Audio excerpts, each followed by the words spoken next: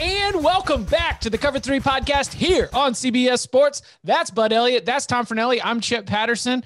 Got a very exciting show for you today because we're doing not only a deep dive and a look at the impact that the super seniors are going to have on the 2021 college football season, the impact for now, the impact down the line, but we will also be drafting some super seniors. So Bud, Tom, myself will be sending it around the horn, trying to put together the best 5-player collection of super senior talent.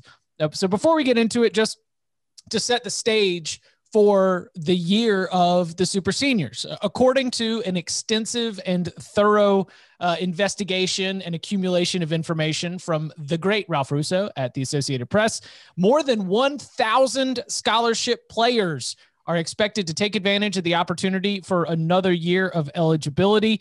This isn't something that we have ignored at all here on the Cover 3 podcast. We've discussed its impact on, the way that schools and administrators might have to, kind of bounce around this. I mean, Illinois Athletic Director Josh Whitman actually estimated that it was going to be $500,000 on top of regular football expenses to be able to accommodate Illinois, which leads all Power 5 schools with 17 super seniors.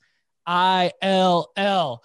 We also have discussed it here, as Bill Connolly noted, that about every team across the board is about 8 to 10% higher than they normally would be in terms of returning production. Normally, the top teams are around 86, 87%. We've got 3 teams above 90%, including UCLA, which is at 96. So as we start to spin this forward and as we start to look at it, there is the financial side of this, as Josh Whitman illuminated and as we've discussed here, which, might kind of make things difficult as coaches try and decide how available they want to make it look. Brett Bielema, the Illinois example again, he went on record to say, I wanted everyone to feel like they wanted a part of this. So there's the school and the administration side. Number 2, there's the player side, where I think there is a feeling like you lost a little bit of the experience in the 2020 season. You got to go out there, participate with your fellow teammates, but, your family in the stands might not have happened depending on where you were. Being able to play in front of a packed house, that didn't happen anywhere. So you want some of that experience. And then there's also the coaches, which might have motivations one way or the other in terms of how things go. So, when you're looking at all the different angles of this, like Tom, what stands out to you in terms of just sort of the overall impact on the sport in what it will be like with all of this extra experience, all of this extra production, the super seniors impact on the 2021 season? I think it's reached the point where, like you said, there's over 1,000. I think that we've got a thing where it probably all cancels itself out in a way, because if everybody has a bunch of seniors, and like you said, Illinois got 17, so some teams definitely have more coming back than others, but there's 2 ways I think of it. One is that, like I said, pretty much every team is going to have its own fair share of super seniors, which kind of cancels out any advantages you might get in a normal year when you're saying, well, we've got, this many players returning. Well, so do most of your opponents. But then there's the other aspect of it that is a lot of the guys that are returning, if they were NFL players, they'd be gone. So the fact that these kids are coming back, they're still good players. A lot of them are good players. It's just, I don't know that they're like major impact players as much as they are going to be helping teams with their depth and at least help raise. Did we lose Tom? Like the overall level of talent, probably, or just, if you've got the experience there, that's going to be something. Or helping with injuries. Yeah. I pretty much agree with what Tom was saying there, both vocally and then also when his internet was killing him. I think this probably benefits like the mid-tier schools a little bit more. It probably benefits some of the schools that have these kids that are probably like either looking to go pro in something other than sports, but are still good college players, but guys who don't project to the NFL. Maybe they are good technicians, right? And that's the reason that they're good college players. They have the technique, they have the savvy, they have the college skill, but In the NFL, guess what? Everybody's got the technique and they've got the physical ability. So you just don't play all that well in the NFL, or maybe you want to go and pursue a different type of career, but you want to have, one last hurrah. I'm looking here, Boston College gets a couple offensive linemen back, not to give it any away. I mean, there are some schools like Kent State gets 15 guys back. Like that has to really help them. For this season, I think that's probably the impact. Whereas, I mean, how many dudes are really coming back, to Alabama, right? Not that many, right? 2, I think.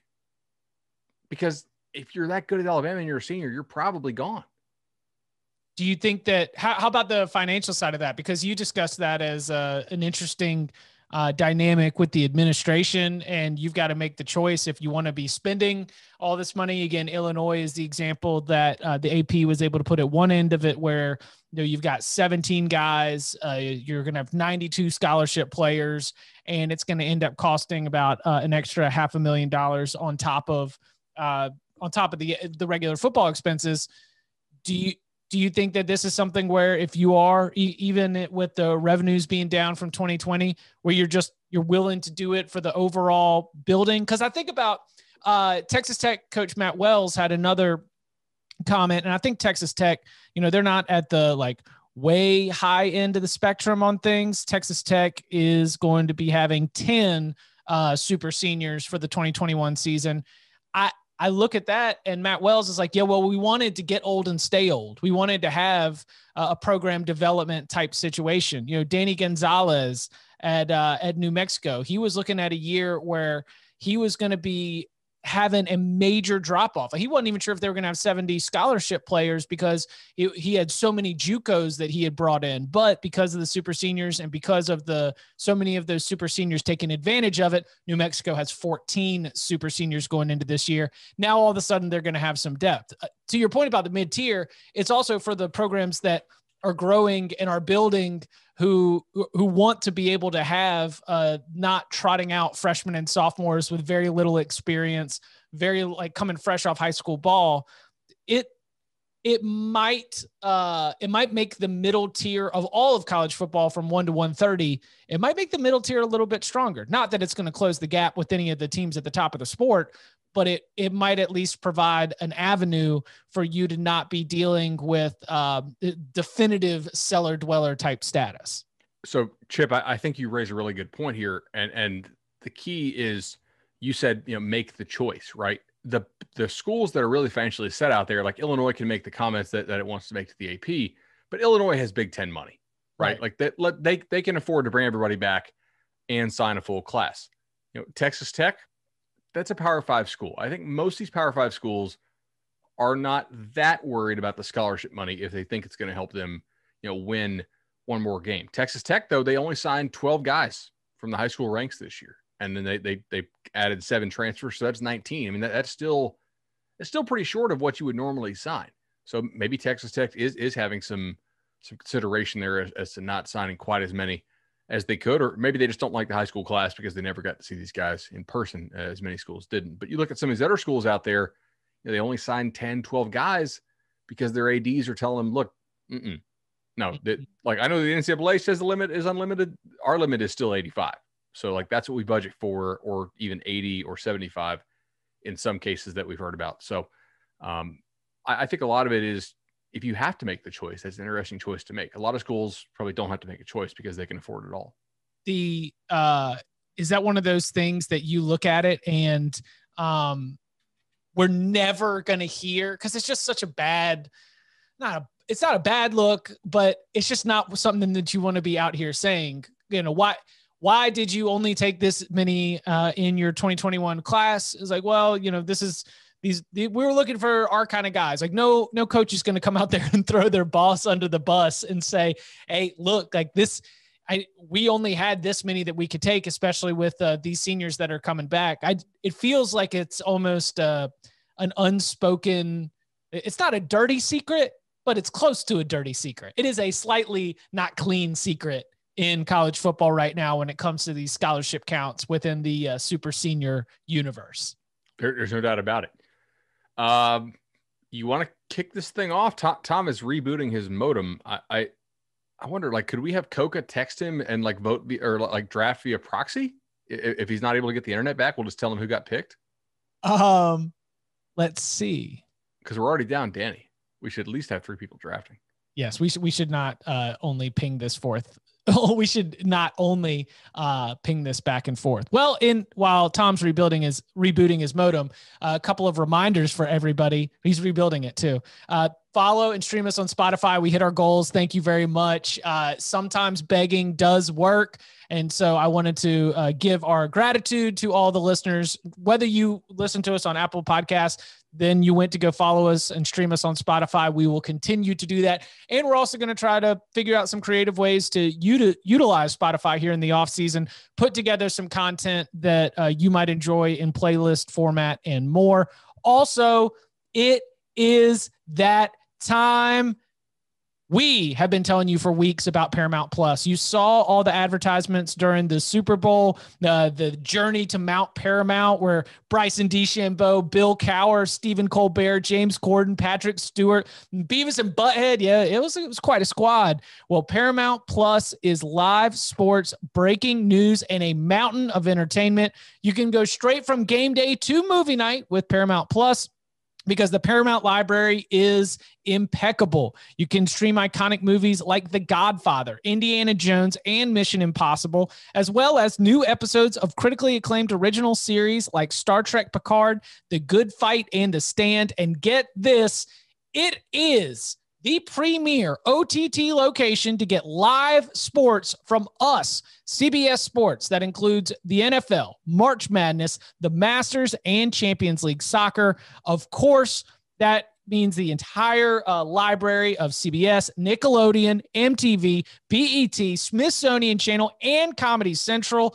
It is just like the true joining together of all these different iconic brands, and it's all going to be at the top of Mount Paramount. It's Paramount Plus, live sports, breaking news, a mountain of entertainment, and Paramount Plus streaming March 4th. So you're listening to this. It's either about to launch or it has just launched. So make sure you go and you sign up. We got lots of different tiers there for Paramount Plus and lots of different options. And again, the library and the original entertainment options are unbeatable, and the live sports, it's a pretty slick product. We're excited about it. So go check it out. Paramount Plus streaming March 4th. Coming up on the other side, we begin the Super Senior Draft next. Am I here? You're here. Welcome back, Tom. All right, what'd I miss? I rebooted the modem. I'm sorry. I'm the new Barton. My internet sucks. Sorry, does that mean you get third pick? Sure. Okay. All right. I'll take first pick. My first pick in the 2021 Super Seniors Draft is one of the top players in the country at his position. Let's go ahead and saddle up. We're going with Grant Morgan, linebacker out of Arkansas. The guy's just an absolute tackling machine. One of the nation's leaders in tackles, and not necessarily in the way where he got to play Army. So therefore he got 26 tackles in one game to really boost his total. I mean, he's an all effort player, flies all over the field, great instincts for the ball. And in addition to being one of the top defenders in the SEC, I think that he is going to be able to be a great part of my 5-player super senior crew. So with my first pick, I'm taking Arkansas linebacker Grant Morgan. Ooh, I like it. Tom, we did discuss that we're not trying to build a team here. We're just taking guys who we think are impactful. And that's why I wish I currently had the number 2 pick. Were you going to take De'Aaron King? I was. Okay, that's who I'm taking. Yeah. Yeah, De'Aaron King, like there's some risk associated with this because he did tear his ACL in the bowl game. But you know, we're building for the future here, and I know this is last year, so our future is now. But I think he'll probably be pretty healthy by the time the season starts, and should definitely be healthy by the time ACC play rolls around. Really good for Houston, and was excellent as well for Miami this year. So go ahead and give me De'Aaron King. So do you think that we're looking at Derek King even going to be full go for fall camp? Because that's like I was working on a spring practice sort of thing for editorial on cbssports.com. You can go check it out. Actually looking at some of the quarterback battles from across the country. I did not include Miami because I'm assuming Derek King, that's his job. And even though we've got, Jake Garcia there, and there's probably an interesting battle for number 2. And, that number 2 could be important should Derek King have any setbacks along the way. Do you think that King, if he's close to full health, that we're going to be talking about it in the preseason, like he's going to step back in and he's going to get that job? I think if he's healthy, he is. Yeah. But it's one of those things. Who knows? Honestly, like I'm assuming that if he's healthy, he will be Miami's starting quarterback. He's coming back.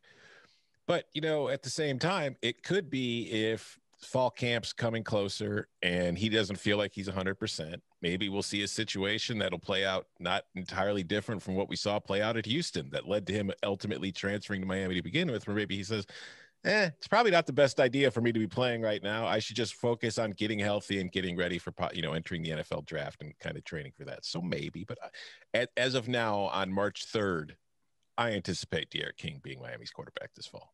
Also, didn't N'Kosi Perry transfer? So, I don't know who else would be stepping up to challenge him there. I know they signed Garcia as a recruit, but still, he's a true freshman. I kind of doubt it. All right, Tom. All right, now I know we're not drafting for team, but I look at the list and it's like, quarterback is still the most important position on the football field. So you can never have enough depth. Which is why I'm shocked that, Chip, you took a linebacker with the first pick of the draft. I mean, nothing against Graham Morgan. Thank you, Chip. A linebacker. So now I figured I was going to be stuck with one of these 3. So now I kind of have to now I have to make a decision, damn it, between which one of these 2 guys I want. I'm going to go with my heart here.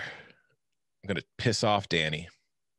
I'm going to take Kenny Pickett, a 4-year starter at Pitt, coming back for a 5th season. I think that Kenny, maybe you could make the argument that McKenzie Milton has a higher ceiling, but there's the questions about his health because we haven't seen him play in a while. He suffered serious injuries. There's other guys like Skylar Thompson, Dustin Crum, Nick Starkel, Levi Lewis are out there. But I just think that Kenny provides experience to my QB room. He provides a very solid floor. Even if he doesn't win the starting job at Fresnelli Tech, he's somebody I know that I could turn to in a crunch. So I'm taking Kenny Pickett and I'm adding him to the Fresnelli Tech roster. All right, do we snake this or do we just go back to the top? I would like to snake it. Let's snake.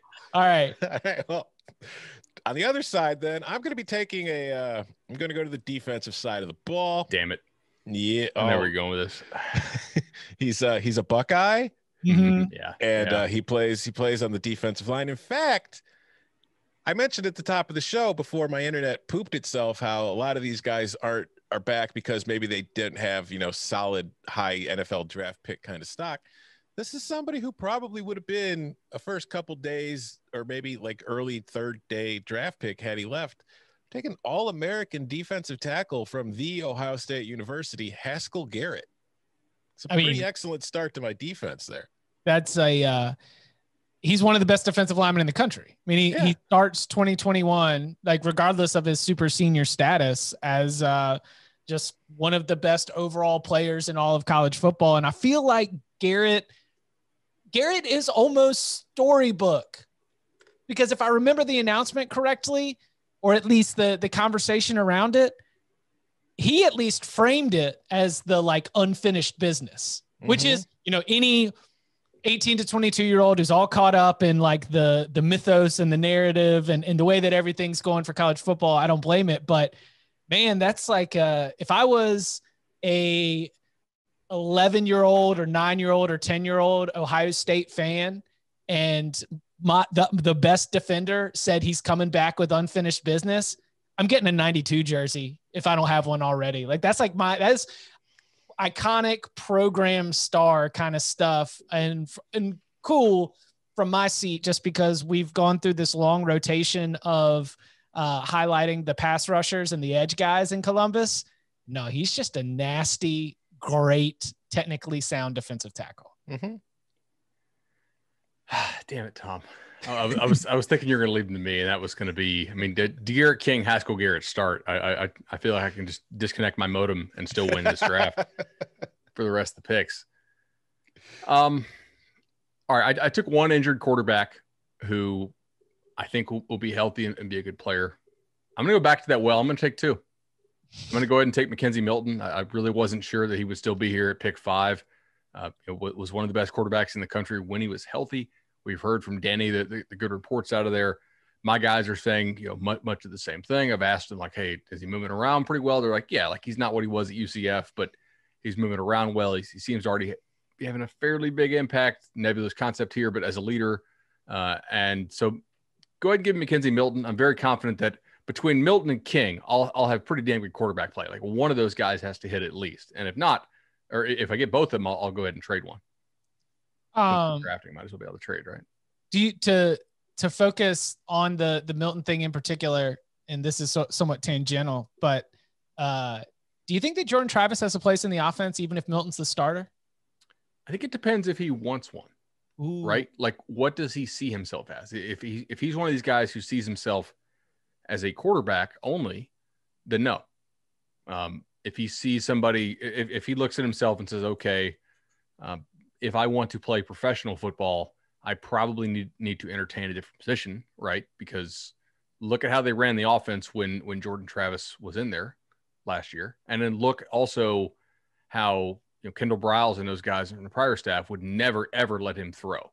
So that tells me they've seen some stuff in practice that they don't trust him throwing the ball many times. And when they had to step back and pass, when the spread option fake element wasn't there, it really wasn't pretty. But he's a competent enough thrower of the football to where if that element is there, gadget plays, getting the ball to the backfield. I mean, he was Florida State's most electric player on offense last year. He had multiple runs of 40 and 50 plus. I would say that's certainly a role. It just depends. Like he could also go somewhere if he wanted to transfer out. If he doesn't win the job, and be a starting quarterback in a spread option type offense. Because I was also thinking about it as a compliment to Milton, because isn't running Milton the last thing that you want to do, at least in terms of like a designed run? And even if it is somewhat broadcasting and you're just trotting him out for specialized packages, that still could be something where he has a very like a good role and makes frequent appearances, even if Milton is the starter. All right, so 2 quarterbacks off the board, Miami and Florida State quarterbacks, big names. I mean, you guys probably listen to Top 40 Radio too, because I will finally land my quarterback from the school that produced the great Emory Hunt and the school that has one of the best quarterbacks in the Sun Belt, one of the best quarterbacks in the Group of 5, an electric total offense playmaker. My quarterback's going to be Levi Lewis. I think that this Louisiana team, which brings back, they are one of the 3 teams with above 90% returning production. And with Billy Napier deciding to stick around, like if you want to find your potential Group of 5 darling, in the same way, I mean, Louisiana obviously was as a nationally ranked team this year. I think that we go into next season looking at Louisiana and putting them in the old school BCS buster kind of spotlight from the moment the season begins, which is going to be really, really fun. Great for the Cajuns, great for Billy Napier and all involved. And while App State has had, like from a winning percentage wise and from like being competitive for Sun Belt titles and even breaking up into the top 25, I don't think that App State's ever had that August to December sort of in the spotlight kind of year. I think that this Louisiana team might be the Sun Belt's sort of brightest star in terms of crashing that national conversation that we've had in the college football playoff era. Don't you think this is the reason why Napier stayed put? Like he knows what he has in this team. He could take another swipe at these jobs after another strong year. Yeah.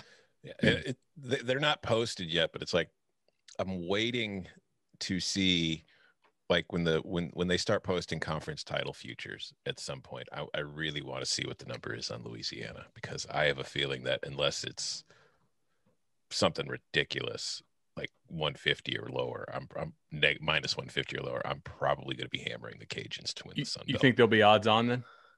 I would assume. I mean, that's the thing. What I'm hoping to see is some of that App State kind of tradition of being, the Sun Belt's best team in the recent years, kind of tilting the odds a little too heavily towards App State and putting too much value on Louisiana. Because I think the way I look at things right now, I feel like Louisiana is the best team in the Sun Belt. I would agree with that. And hey, if you got to lay 125, if it's a winner, don't pass it up. I get you there. I've lost many tickets just trying to talk myself into something dumb because I had a bigger payout. But you know what? Ollie Watkins to score at least 2 goals. Maybe it'll hit this time. What'd you get that at? Nah, I was looking at an Ollie to score anytime for earlier today. That was, I think, plus 160. 2 goals would have been outrageous. All right, so I get it on the snake. We've gotten ourselves one of the best linebackers in the country in Grant Morgan. Levi Lewis, I think, is our great value pick. Now I need to go back and just go no nonsense. There has not yet been a skill position player taken. So let's welcome to the program Indiana wide receiver Ty Fryfogle. So we've got a great quarterback. We've got probably the best wide receiver that we've got on this.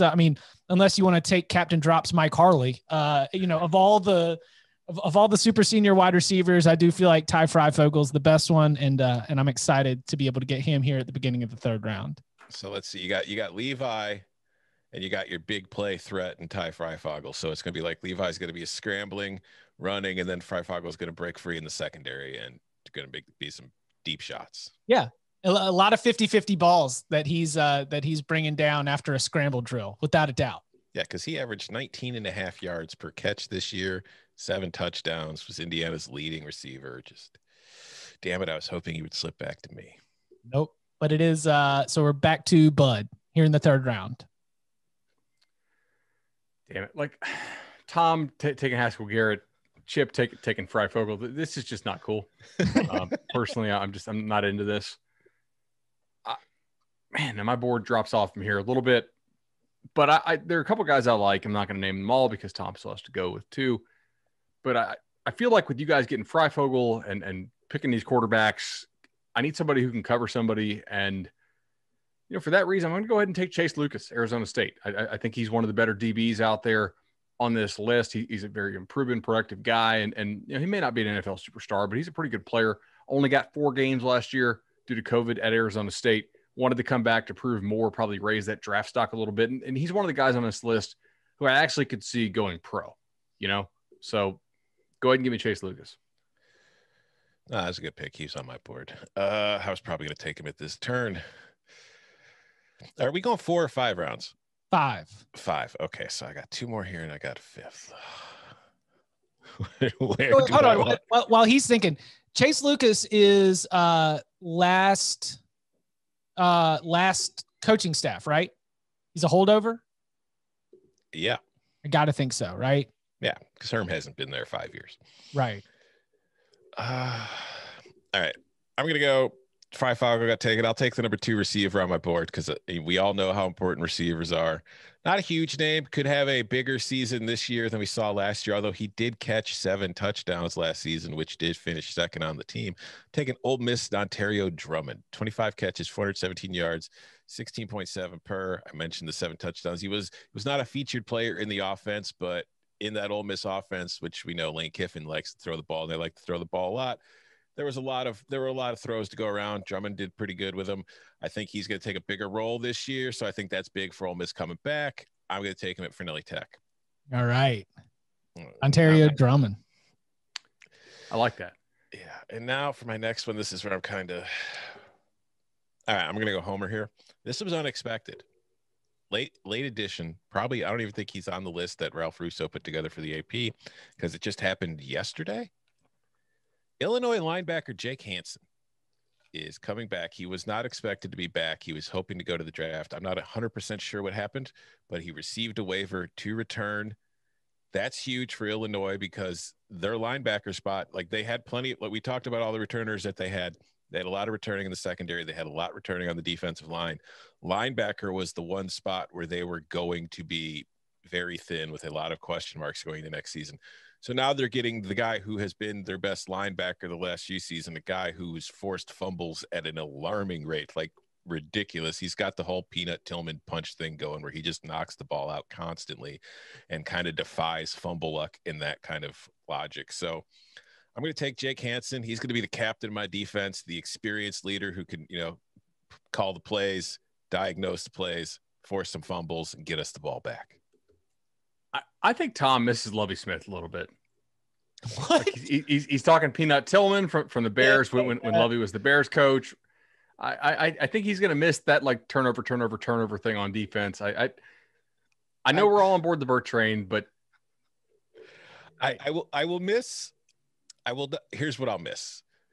I will miss the amount of turnovers likely. What I will not miss is how entirely turnover dependent they are on defense, because that was the situation. Like we talked about red zone roulette.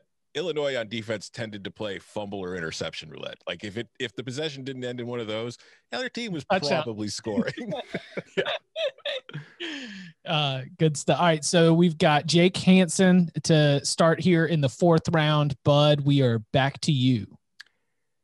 All right, so 4th round, I got 2 picks left. All right, I'm going to go ahead and go offensive line here. A guy who I think will have a bounce back season and made some, all ACC preseason lists last year. That's Zion Johnson of Boston College. He's got the build, a guy that needed a little more time to develop. And go ahead and give me Zion there. There was a couple ACC guys I was in between picking, but for me, I need somebody to pass protect for McKenzie and for De'Aaron King. I think he's an impact guy. And I think he's just somebody who does have pro potential. Drafting guys named Zion has worked out well lately. So far, was one of those linemen Jarrid Williams from Miami? Yes. Yeah, I am going to go ahead and do that thing at the NFL draft where I just like run with the card in my hand. I saw Chip's face. I was like, he thinks I'm going to take Jarrid. Yeah, Jarrid Williams. Because then you also would have had the whole like De'Aaron King, Jarrid Williams. I mean, just would have been all the you in the house. Oh my gosh. So Jarrid Williams gives me an offensive line for my 5, transfer in, and finally got to have a pretty good season, but it's a talented player who I think is going to be a good piece for Miami's offense moving forward. Him deciding to return where I guess he could have gone pro, right? Just based on raw talent.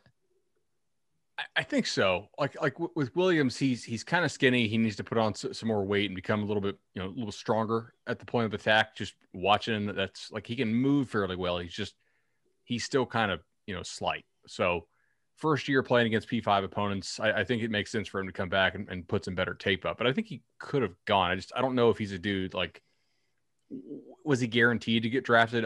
I'm not convinced of that, but I think he's got some pro potential. Bringing great for Miami that he's going to get that super senior year and that he decided to take it, and also good for my little crew right here. And then to start the 5th round, I will be going to the player who was number 8 in the country in interceptions a year ago, who was number 12 in passes defended. It was a fantastic secondary as a whole, pretty much like from field to boundary, the Bearcats were nasty. And one of those players who is going to be back for a super senior year is Coby Bryant. So from Luke Fickle's squad on down to Pip Chatterson, we're going to be welcoming Coby Bryant to join Grant Morgan on the defensive side of the ball. And with a name like Coby Bryant, he's not afraid to take a shot. There you go. You want to know why? Because sometimes, especially with Cincinnati, and I apologize if you're a Cincinnati fan, I read and I write more than I actually speak the names of those players, right? Mm-hmm. Or the game is on TV number 3, AKA it's on mute. And all season I wrote about Cincinnati's defensive backs and I wrote the name Coby Bryant. And it wasn't until Tom just said it right now that I was like, oh, Coby Bryant. It's like, I don't know, man. It's a weird job. Sometimes you can cover and you can provide analysis and you can understand, and it can just never click for you, probably because I haven't haven't said it out loud. So congrats, Coby Bryant. Now I'm going to be saying your name even more going into 2021. All right, bud. All right. So this is my final pick here. I'm going to kind of roll the dice a little bit on a guy who I think has real top end talent and decided to come back to go ahead and use that top end talent and put it all together. And that's LSU defensive lineman Neil Farrell. This guy who contributed to their 2019 national title team.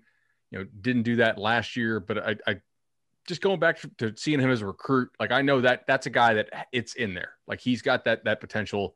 Go ahead and roll the dice. And I think that's a guy in the 5th round that I'm taking who really could get drafted. I like that pick. That's a very solid pick for the 5th round. All right. For my final pick, I'm going to do that same kind of deal. I'm going to take this guy did not have a great 2020 season, although he played in all 12 games for his team. He was he was on the preseason watch list for the Outland Trophy. He was first team all Sun Belt for both the coaches and the media. And he has an amazing name. I am taking App State guard Baer Hunter. Yeah. It's just hard to beat in the mountains of North Carolina, up in Boone, a nasty offensive lineman named Baer Hunter. Mm-hmm. Respect. Lots of Sun Belt love here from the Super Senior Draft. Okay. Before we review the entire lineup, want to ask about some players to see where they might or might not have sat on y'all's lists. Number one, couple of Group of 5 quarterbacks. Nick Starkel from San Jose State, who is back and clearly was a huge part of San Jose State's success. Great for him as he lands at his 3rd school, former Texas A&M and Arkansas quarterback who has been playing well for Brent Brennan and the Spartans. Also, Kent State quarterback Dustin Crum. We were talking about Kent State and how that offense was very exciting for the shortened MAC season. I think those are the only other quarterbacks that I had on my big board. Skylar Thompson. I didn't have Skylar Thompson. Ooh. I know. I created 2 separate big boards. I had one for the quarterbacks and then one for everybody else. Of those 3 QBs in order on my big board was Crum, Thompson, Starkel. All the others were drafted.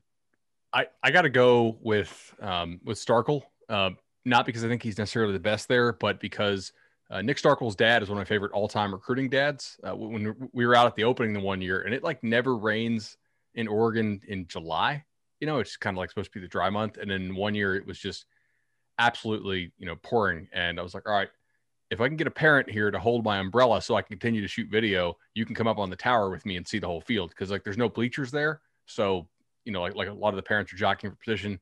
And shout out Murray Starkel, excellent holder of the umbrella, kept the camera dry, and what simultaneously was my spotter with my roster, kept the roster dry and would tell me who just caught the ball so I could speak it into the camera microphone. So when you're cutting up the clips back home, because I was kind of a one-man band at the previous stop, I could just listen to it in the earbud and be like, oh, okay, that was, Juju Smith. So yeah, shout out Nick Starkel's dad, Murray. Yeah, Murray Starkel. Shout out to you. Excellent holder of the umbrella and spotter at the camp. There's a dry month in Oregon. It's pretty dry usually over the summer. Like we very rarely got rain out there back when they used to have the opening, in Oregon. My impression of Washington and Oregon is it rains 95% of the time.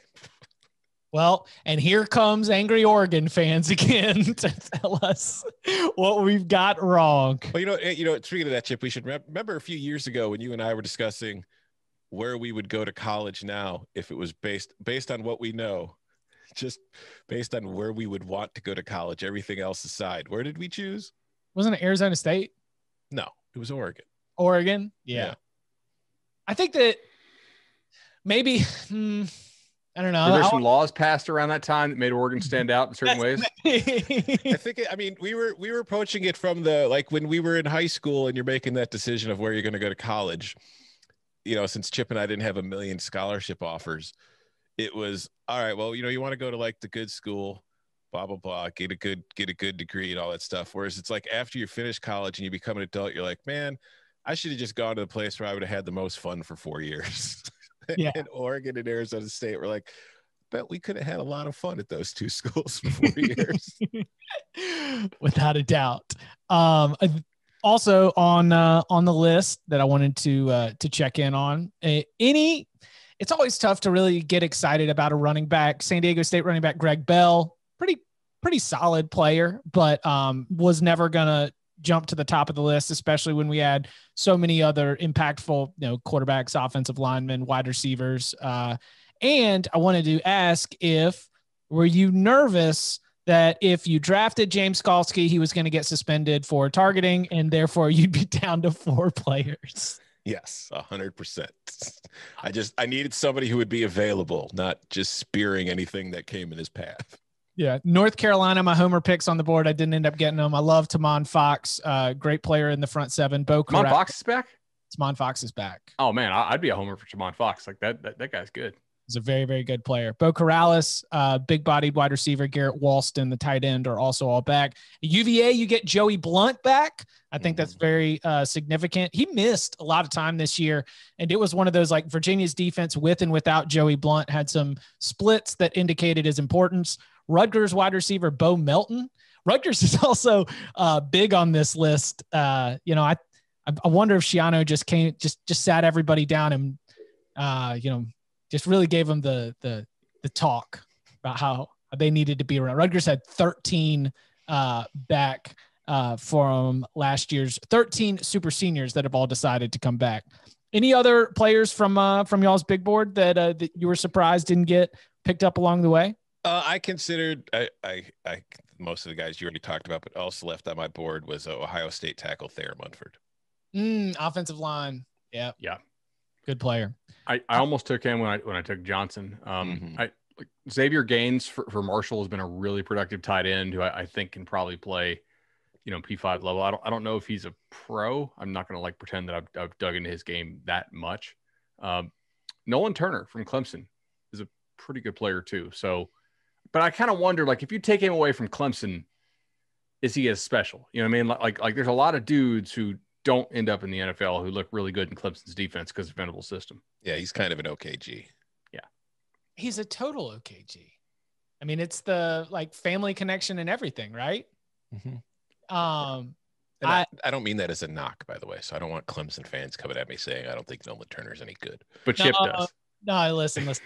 I'll take it because I've used him as the representative of how the OKG can be a little bit exploited in college football playoffs. And I am only saying that because I have these memories of Chris Olave torching Nolan Turner. That is one of my last impressions are lasting. And my last impression of Clemson's defense was giving up 600 yards and a whole boatload of points to the Buckeyes. But Nolan Turner did pick off Justin Fields in the college football playoff semifinal the year before. So, and he's come up with some huge plays and everyone around Clemson loves him, and he'll have his own Disney movie too one day. So it'll be all good. To review. Oh, you have another one? No, I was just thinking about this. How will let me ask this question after your review. Cause it's kind of like a forward thinking thing. Okay.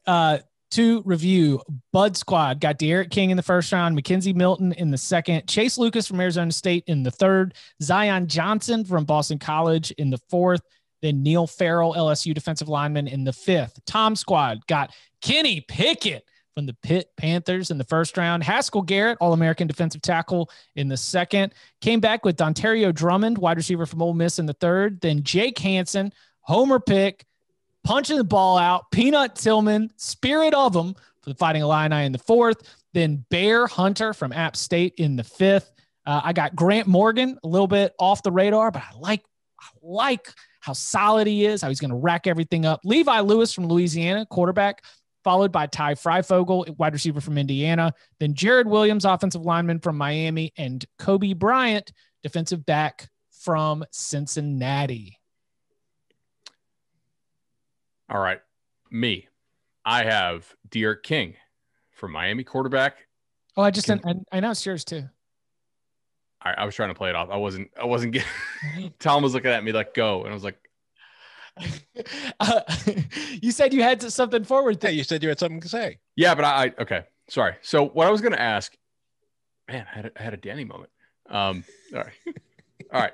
What I was going to ask is like how different do you guys think this is going to look next year? Because like this year, everybody got all these guys back for free as long as they're willing to pay for them. Next year, they're most likely going to count against the 85 scholarship cap. So I think we'll have a lot fewer dudes get scholarships to come back because it's going to be like, I mean, the NCAA says you can have it next year, but it doesn't say you can have it here.